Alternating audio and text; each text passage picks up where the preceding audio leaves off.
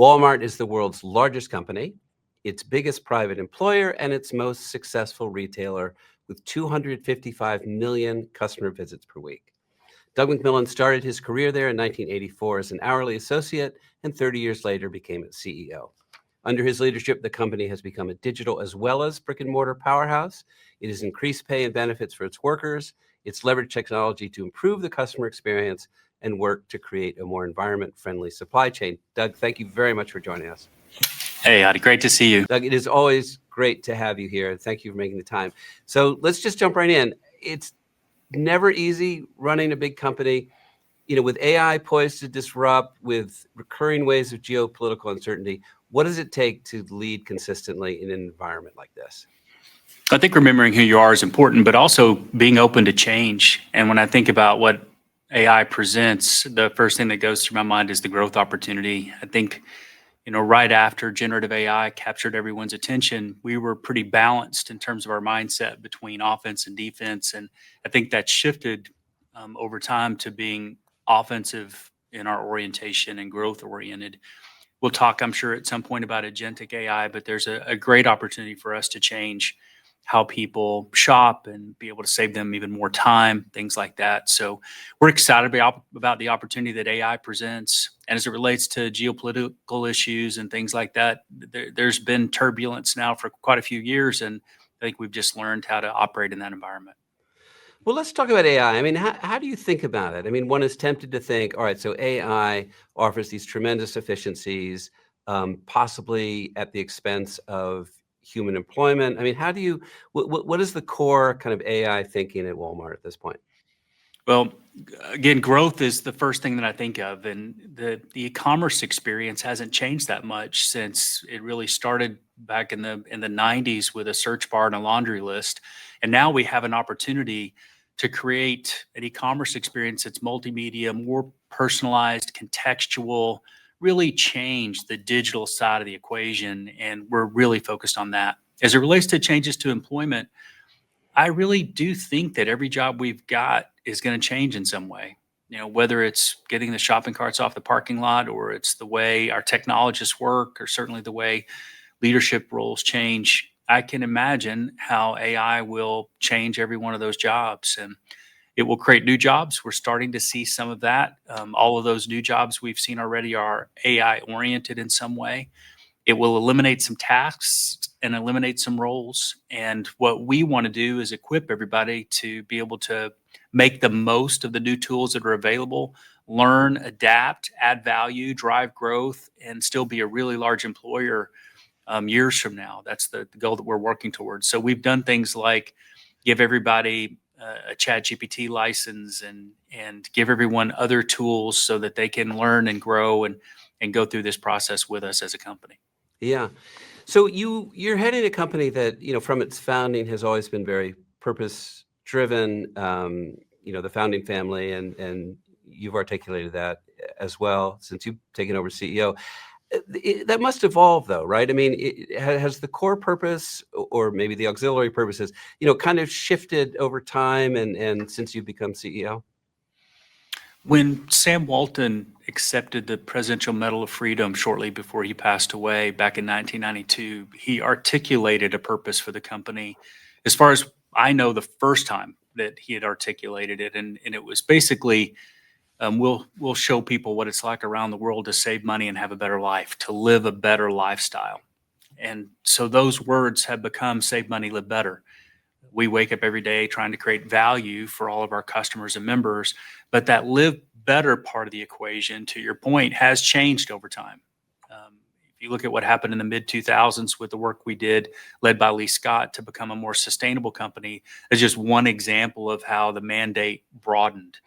These days, we obviously think about not only saving people money, but saving people time, strengthening communities, strengthening the planet, playing a role in healthcare. I think the part that has changed is a more specific view of what live better means and how we can work as associates to improve lives. Yeah, and I always find it interesting to think about, a very purpose-driven company with very intense profit pressures. And, you must feel, I mean, I'm sure you'd love the answer to be we maximize both, but there must be a push and pull. How difficult is it to keep purpose front and center when you have these short-term and longer-term profit pressures? How do you handle that balance? Yeah. It's probably important to remind everyone that now a little over 10 years ago, we made a number of investments that were really sizable, all pretty much at the same time. We invested in higher wages. Eventually that became investments in free education and things beyond just the wage rate. But we invested in our people, billions of dollars. We invested in lower prices, billions of dollars. We invested in e-commerce, billions of dollars. And we also invested to modernize our tech stack. As we did all of those things, we took the profitability of the company down. Our operating income percentage peaked somewhere north of 8%. Sam Walton once famously danced the hula on Wall Street because the management team back then hit a target of 8% or higher on operating income. And when I moved into this role, the operating income percentage was about 6%. With all those investments that I just mentioned, we went all the way down to just a little north of 4%. So a pretty dramatic investment that our shareholders paid for so that we could change the company and get positioned for the future. It was really pretty cool to watch the Walton family and our board of directors work through those decisions with the management team to lay out those choices and to make them and to reduce the profitability of the company so that we could position the company for the future and fulfill our purpose at the same time. We didn't ask our customers to pay for it. We didn't ask anybody else to pay for it. Of course, it's really been the shareholders that paid for it. And then if you look at what's happened as of late, because our business model has changed, e-commerce led to membership opportunity and advertising opportunity, other forms of income, we've been able to turn that operating income percentage back up while keeping prices low and continuing to invest in wages. So that played out over a period of quite a few years, and I think has caused us to be able to live our purpose and at the same time transform the company. If anything in this conversation inspires you to do a hula, feel free. That won't happen. Well, we'll see. We'll see. We're Sam just getting started. took care of that part. So, you've been through a number of shocks recently, right? We all have been, and the COVID pandemic is one of them, and resulting supply chain shocks. I think we're all looking to companies like Walmart that import a lot. To what extent are tariffs, changing your business either overtly or not so overtly? Maybe talk about, since the tariffs thing is still kind of ongoing, start with, what lesson did you take guiding Walmart through kind of pandemic supply chain shocks before? What did you learn from that experience that's maybe relevant now going forward? Yeah, it would take a long time, I think, to share everything we learned about ourselves and the company as we went through the pandemic. The thing that comes to the top of the list for me is just how capable our associates were. That includes our store associates, supply chain associates, Sam's Club associates. It also includes our leaders. And what I experienced is just how good their judgment was and how fast they could make decisions. Before the pandemic, I thought we were moving quicker. We want to move with speed, never really satisfied as it relates to that. But during the pandemic, everything just sped up so much. And there were so many decisions to make about how to keep people safe, how to manage the supply chain, everything during that period of time, how to help with COVID testing, how to eventually help with immunizations. And we picked up the cadence of the company. And as we were all operating on Zoom, my leadership team and I were too. And we went from what was a weekly, monthly cadence to a daily, weekly cadence. And we were together every morning surfacing choices that needed to be made. And, we didn't know, as others in the world didn't, all the answers to those questions immediately, of course. And so we just were forced to delegate more. Hand this choice to this person or someone else in the company. Tomorrow, tell us what you decided and why you made that decision, but don't wait to act. And wow, they made a lot of really good decisions quickly. And then if I look at this most recent circumstance as it relates to tariffs, yet again, the team is showing that they can manage these quantity decisions, change the country of origin, move production where they should, make really good choices about timing and flow. And our inventory has been really well managed during the course of this year, which is so important as a retailer. If you get over inventoried, you end up with all these additional costs, markdowns, and many other costs. If you have too little goods, you end up missing sales opportunities. And the way they've managed through this whole ever-changing complex situation too has been impressive, just like it was during the pandemic. Here in the U.S., a little more than 2/3 of what we sell is made or grown here. Today, we operate in 19 countries, but the biggest part of our business, I should say, is in Walmart U.S. And that more than 2/3 number helps, but that other third that comes from around the world, including countries like China, Mexico, Canada, Vietnam, and some others, more than 100 countries by the time we get through with it all, that fluid decision making related to where those goods come from has been really well managed. And so I just learned to trust people even more than I did on the front side of it. Yeah, well, I want to talk a little more about that because you have, so sometimes the tariffs are set and it's clear it's 10%, it's 50%, it's 100%, whatever it is, you know what it is, and you have to eat that cost and pass it on or not. But then there's the huge uncertainty, and it's hard to tell. At least in Washington, are these negotiation tactics? Are these real? How do you? It feels like the level of uncertainty that must be so profound for you, right? Sourcing so much from all over the world. How do you handle that level of acute uncertainty in your planning? Because it's uncertain, but then it's going to get locked in, down the road before long. Yeah, well, let's use the example of seasonal merchandise. Go take yourself back to the spring and pretend that you're the Halloween costume buyer for Walmart. How many costumes do you buy? Where do they come from? What price points do you think they'll be at? Because by the time you receive them, which is when the tariff is assigned, it could be a different tariff number. So we run what ifs. If the tariff is this amount, here's what would probably happen with pricing. Then how many units would we sell if we had that price? Where else could we source them from? What will people buy if they're under inflationary pressure? We've learned as we've gone through different things over the years, for example, that families prioritize their children and their pets before they prioritize the parents. And a mom usually puts herself last. And so these trade-offs happen throughout the family. So we were confident there would be trick-or-treating and children's costumes would sell, but we might not sell as many adult costumes, for example. So we just kind of all talk through those independent decisions and hold hands, pick a number, and make a decision. And as I mentioned earlier, so far, everyone's done a really good job of generally getting things right. So I feel like we're all of us who are leading businesses in a period where transformation is perpetual. It's not like, okay, we figure out the technology, we adapt it, and there you are. How do you think about that? Trying to make sure that transformation isn't just kind of lurching from project to project, but is kind of an evolving and sustainable capability. Yeah, you have to be willing to change so many things. I'm remembering as you asked the question what it was like to move into this role almost 12 years ago. We were running negative comps in our U.S. Supercenter business. We didn't have much of an e-commerce business to speak of. We had some challenges in international where I had been, and there were a lot of questions about strategy and transformation. And what the leadership team and I decided to do fairly early on was to explain to everyone what wouldn't change, because the list of things that needed to change was really long. And if you started talking through all that, it'd feel pretty overwhelming. So what we said to everyone was, we believe in this timeless purpose that our founder, Sam Walton, gave us. We will stay committed to helping people save money and live a better life. We believe we've got the right 4 core values, and we want our culture, our behaviors to match those 4 values. So the Walmart that you joined, in terms of how people are treated and how we want you to lead, that's going to stay consistent.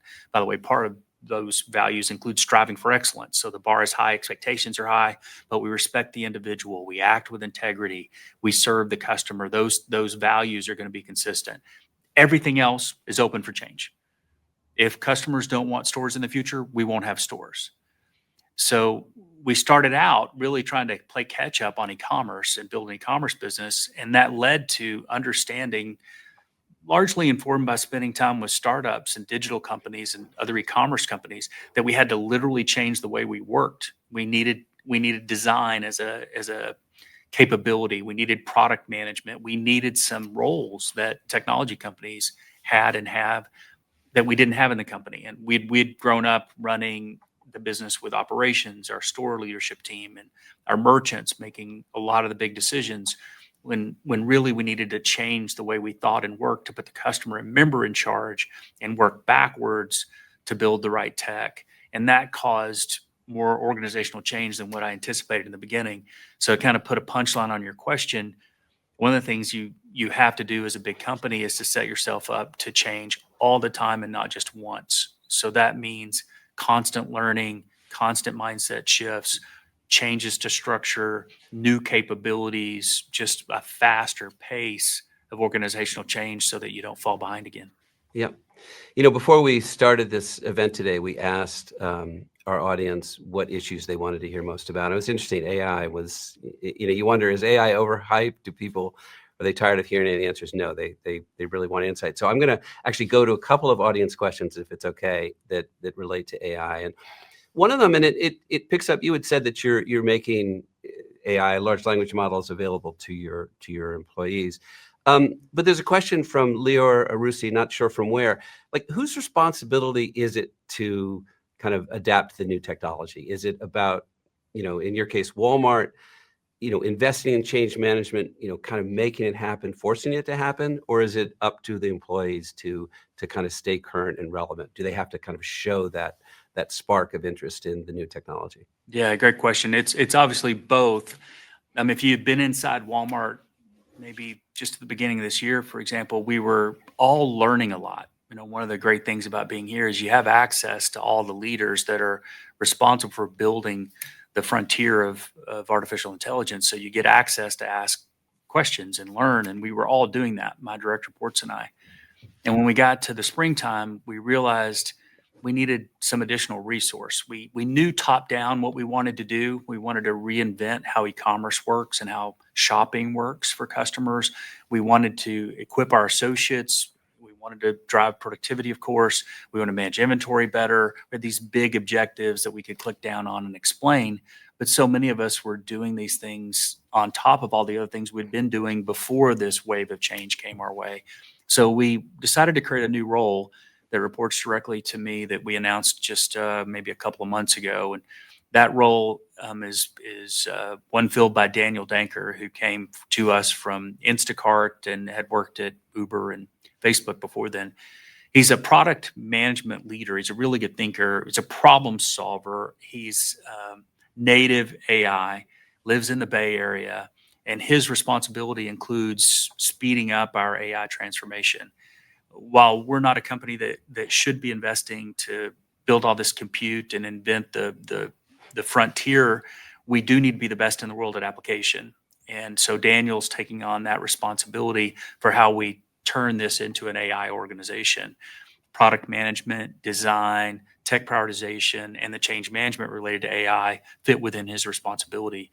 So what we might have done years ago, where we had all these tech stacks that we had picked up by buying companies around the world, Suresh Kumar and the team, the technologists, had done a great job in recent years of modernizing that tech stack, getting us on the road to have platforms that work everywhere. And now we can infuse that with AI in a way that causes more speed. So from a top-down point of view, we know what our priorities are, and we're resourcing that change, and we're driving it. And it's what we spend most of our time talking about. And then at the same time, we have 2.1 million associates around the world, and we are giving them all the tools that we can give them and being transparent about what we expect from them as it relates to their learning journey so that we do this together. And I expect that we'll get some goodness from just great ideas. I was just reading a note this morning about an idea that one of our associates in a Sam's Club has here in the US that she would like to see us implement in our app. That kind of stuff will happen, and those top-down initiatives will be driven because we've resourced it differently. But again, it causes the company to have to work in a different way than we would have before. It's just constant change. Yep. So here's another audience question. This is from Gavin Dia, and it really follows up on what you were talking about. So to what extent does Walmart plan to go beyond access to tools, some of these investments, bringing in some of these high-level people, to a kind of structured upskilling programs to prepare the workforce for this, AI integrated future? Yeah, we have something called Walmart Academies where we teach curriculum to all of our associates. We'll be using those academies to create, in some cases already have, create specific programs so that people can learn and understand what capabilities that they need to be building. We also provide something called Live Better U, where we pay for college tuition and books so that people can go get a degree if they want to get a degree. And we've had some people move into technology roles. I've been running into people in the field that want to work in cybersecurity.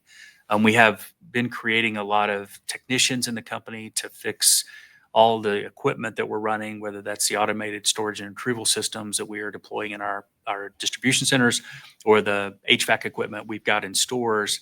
There's more talent needed in the world to do that kind of work. And so we've been teaching people and certifying them on how to do that. And in some cases have started to sell those services outside the company and have what may grow into a profit center.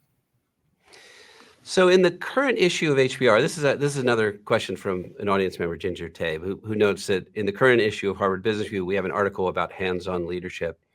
And, as CEO of one of the largest corporations, I think it's interesting that you have the Walmart employee tag on right now. What % of time do you spend really on the front line, and how valuable is that? How relevant is that from your position? Yeah, it's vital. I mean, if you know anything about our history, you know that Sam Walton was in the stores all the time and became a pilot to move around faster. And we've now, we've got airplanes and we're flying out of Arkansas, if I use the U.S. as an example, all the time to go visit stores and clubs on a surprise basis. On social media, you'll see some of those visits and you'll hear people say things to me like, you should come see the real world. 99% of the time, nobody knows we're coming, including me. We just show up in a market. We show up in the first store, Sam's Club. How are things going? Go straight to our associates that are either helping people check out or picking orders for an e-commerce order or whatever. I'll be out again tomorrow somewhere in the United States in stores and clubs that don't know that I'm coming.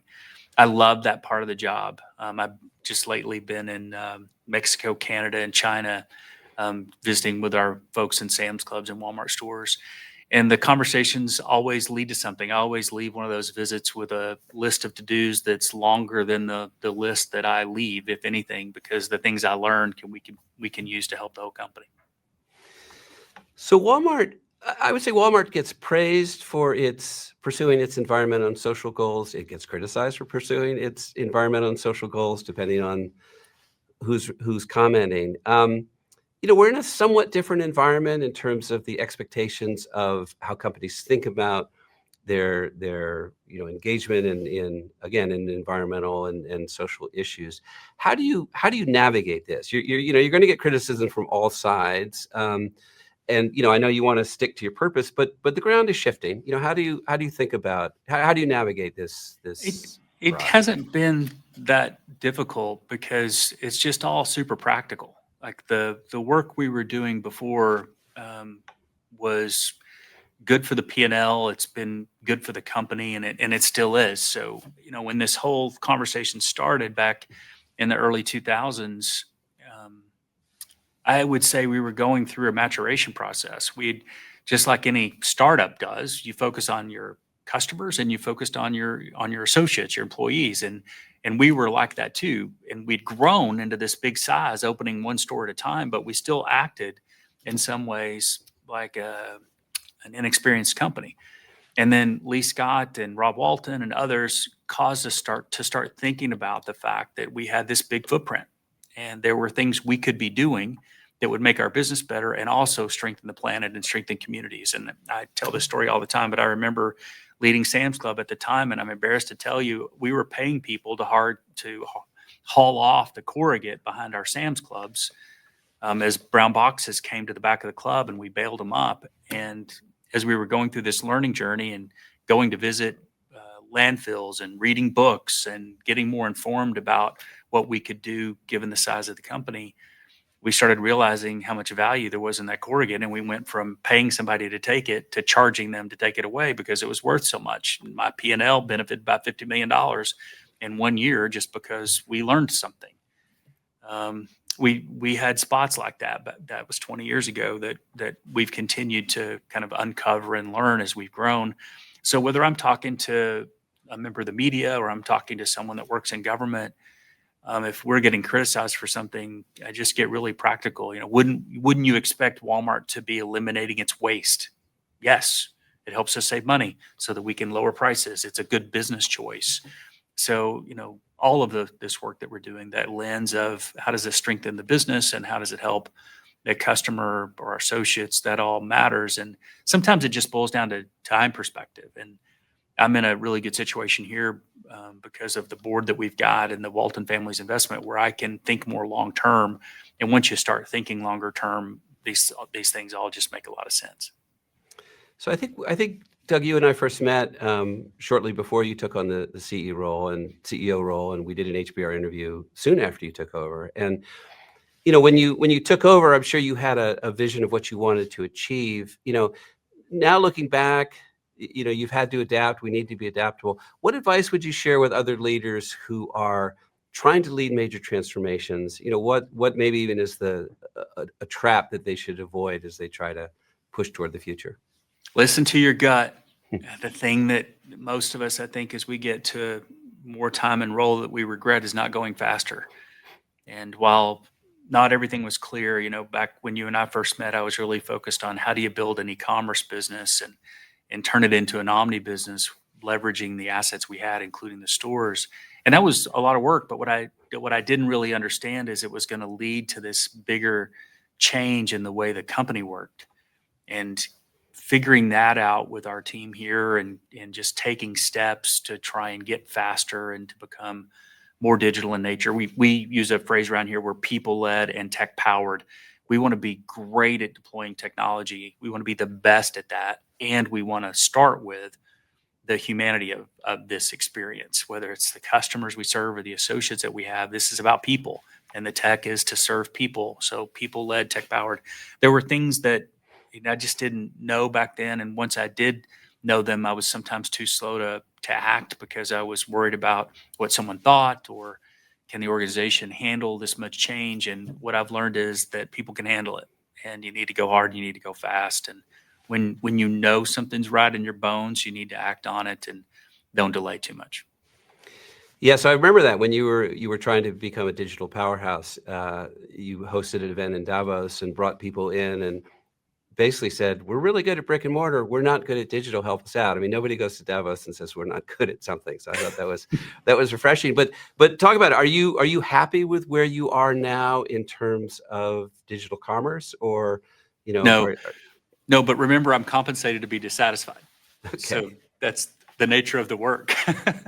We just have so much room to improve. I mean, we've made progress, and our customers are having a better experience. And Walmart is known today with our customers for being convenient at about the same intensity level as we are known for having low prices. So that's progress, and I don't want to skip over that. Thank you to our associates for what's been done, but we can just be so much better.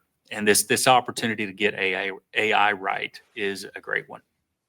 And back to AI. So here's another audience question. This is from Hilda Ingham. And this is down to the lower level. People fear change. I mean, we know that. We feel like our companies have a secret sauce because we do things a certain way, and then somebody's trying to force change on us.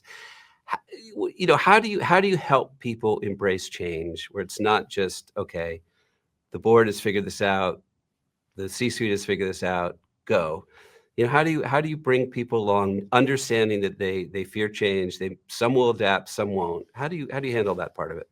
Yeah, I joke with our folks here that I love change, except when it relates to me. Like I don't really want to change. I just want all of you to change. I think being really honest about things is important, and being consistent is important.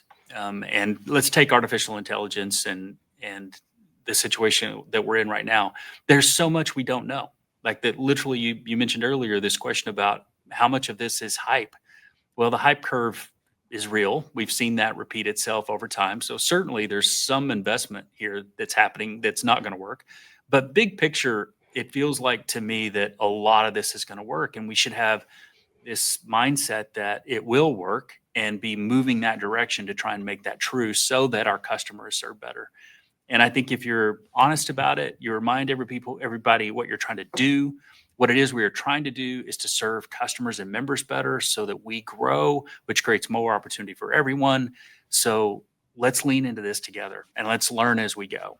So the rhythm of the company comes to mind. Like, how often are you together? How often are you together in person? We really believe in being together in person, including with our associates and our store managers. We bring people together during the course of a year. We've got a calendar that works and it is designed with purpose to cause us to build relationships, earn trust, shoot people straight, go through it together, remind them of the big picture of what we're trying to accomplish. And then if something goes wrong or doesn't work, just acknowledge that, put it to the side, and move on to the next thing. But I don't know how else to do it. I think you've got to be really straightforward, really honest, give people what they need, encourage them, support them, but lean into change because the alternative is not very enjoyable.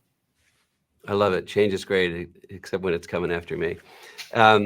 Doug, we're out of time. As always, it's great having a conversation with you. Thank you very much for being on the Future of Business today. Thanks for inviting me. Great to see you, Audie. Take care. All right.